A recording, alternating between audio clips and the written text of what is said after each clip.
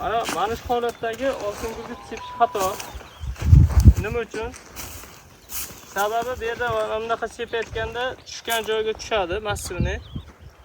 Qolgan joy qolib ketadi. Ha, mana sepayapti, yigitlar o'zini ham oltin gurgutga botirib ketyapti. Buni eng zo'r metodi doka. Ikkita tayoqchani, ikkita mana shunga yetadigan nimada ushlaydi. Bitta paldusiga yetadigan qilib.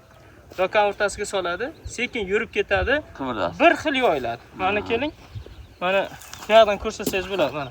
Tashlagan oltin gurgut. To'da tushgan joylar, ha. Mana to'da tushgan, ko'ryapsiz. Bu endi issiqda nima bo'ladi? Oltin gurgut 2 oksidi, keyinchalik oltin gurgut 4 oksidiga parchalanadi. U kislotali bo'lgani uchun barikki tanani kuydirishni boshlaydi. Agar mevani ustiga tushsa, o'sha mevani o'sha joylardan dog'lar hosil qila boshlaydi. Boyagi biz aytgan usulda qilib borganingizda bir tekis tushadi, unda ustiga mevordan ortiq tushmaydi. O'zi tarvuz bitta bargiga ko'pi bilan 0,5-1 grammgacha oltin gurgut tushishi kerak.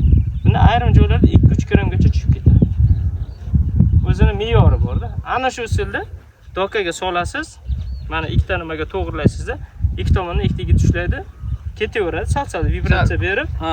Bir qavat dokada undan zo'ri yo'q. Shunday qilish kerak ekan, Temur, men yog'och qo'yapti. Men tushundingmi? Ikkitani o'qiyapti, unda ketaveradi. Mana shu uzun yog'ochni ikkalasi oladi, ana ratni ustiga, shunga to'g'rilab turib dokaga solasizda, ketaveradi. Sekin-sekin sal-sal mana yurganda o'zi vibratsiyasi bilan to'kilib boradi. Bir xil to'kiladi.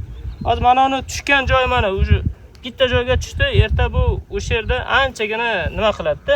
Mana uchki qismga tushgani yo'q. Bundan chiqib oksidlangan yetadi deydi-yu, bu xatolar.